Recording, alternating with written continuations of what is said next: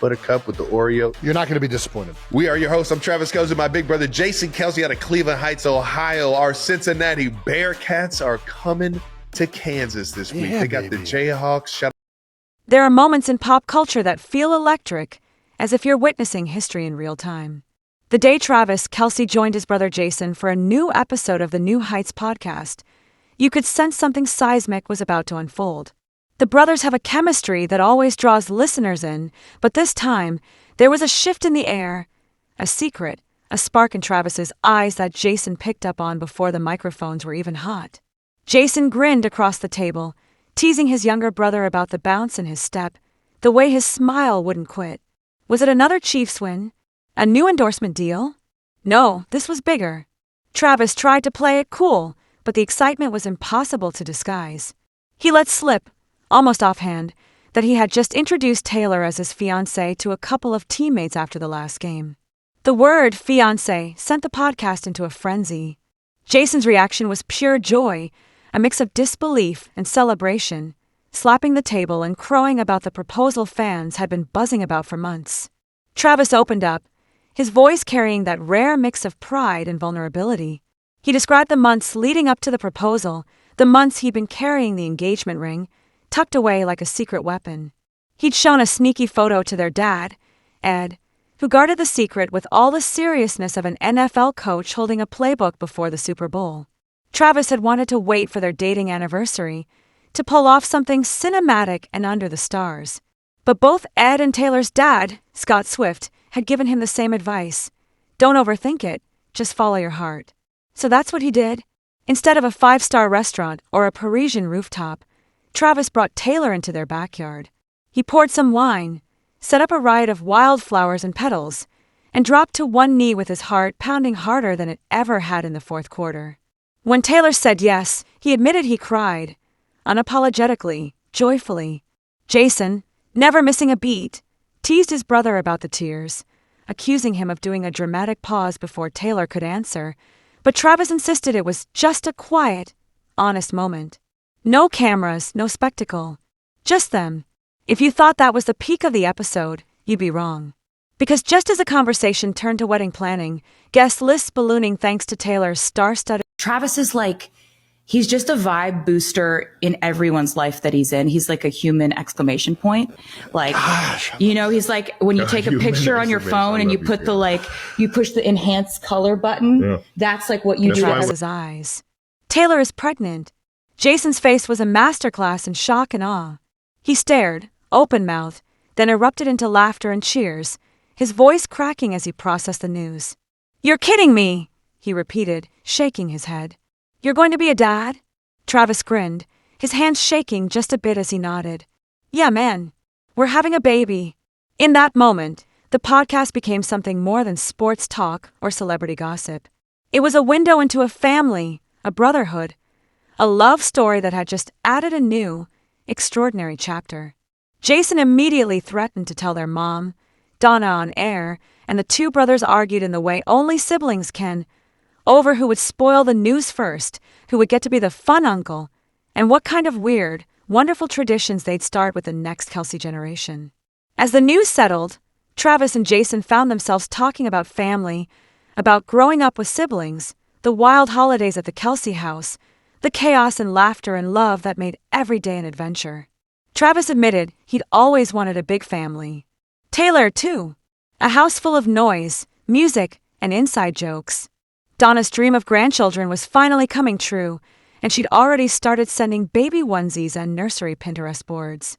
But the logistics? That was a different story. Taylor was in the middle of an album release and a world tour.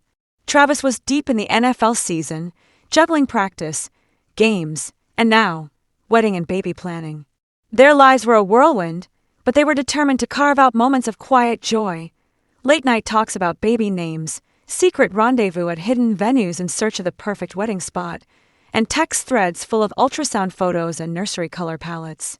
When Jimmy Fallon joined a future episode, he walked in with confetti and congratulations, cracking jokes about baby-proofing the podcast studio. He pressed Travis for wedding details, band or DJ, steak or chicken, open bar or signature cocktails. Travis and Taylor, he revealed, were all about live music, the vision, a reception that felt like an intimate concert, with friends and family dancing into the night, and Taylor herself maybe grabbing the mic for a surprise set. Jason, always ready with a story, shared how he'd once spilled a beer in front of Taylor and felt mortified, but she just laughed and joined the fun. "She fits right in with us," he said, and Travis agreed. Taylor wasn't just a superstar, she was family now. The brothers swapped stories about their own childhood antics, their parents' love story, and the traditions they hoped to pass down. They imagined a wedding where Kansas City barbecue met Nashville hot chicken, where Patrick Mahomes raised a toast, and Jason's daughter Wyatt stole the show as flower girl. But the real magic was in the details. The way Travis talked about Taylor's fascination with numerology, her lucky number 13, and the idea of picking a wedding date that felt written in the stars. He pictured exchanging vows beneath arches of wildflowers, their parents beaming in the front row, and a cake layered with vanilla and red velvet. As the weeks passed, wedding planning became a moving target. The date might land in the NFL off-season or between Taylor's tour stops, a perfect window where their two worlds could finally merge.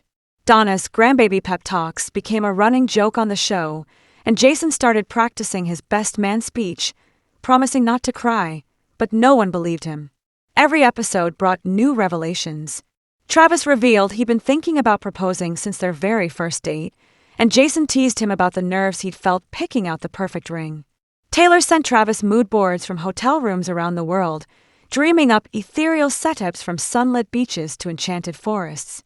The hunt for a wedding band led to impromptu jam sessions, with Jason providing comic relief and Taylor's friends sneaking in for harmonies. The couple's vision was clear: no over-the-top spectacle, just a celebration of their love story. Security would be tight. Invites by word of mouth, only their truest friends and family. The focus was on what mattered: each other, their families, and the future they were building together. As Fallon put it, what you're building isn't just a marriage. It's the crescendo of a love story the world's been rooting for. Travis and Taylor cherished the slow build, the quiet moments. Every conversation added another layer to their story. In the evenings, Travis traced the ring on Taylor's finger, grateful for every laugh, every family tease, every new tradition born. Jason's hopes for best man duty were sealed with a silent hug. Donna's grandbaby dreams edged closer to reality. The anticipation became its own kind of magic. The world watched as two icons navigated love, fame, and family, always choosing each other, always keeping it real. Travis dreamed of coaching pee-wee football for his future kids, of Taylor cheering from the sidelines, of Sunday dinners and lullabies. If you're loving this journey, Travis urged listeners stick around.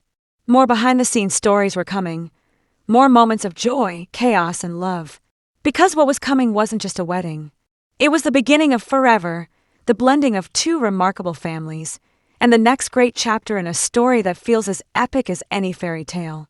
A story that proves, time and again, that when love and loyalty collide, anything is possible.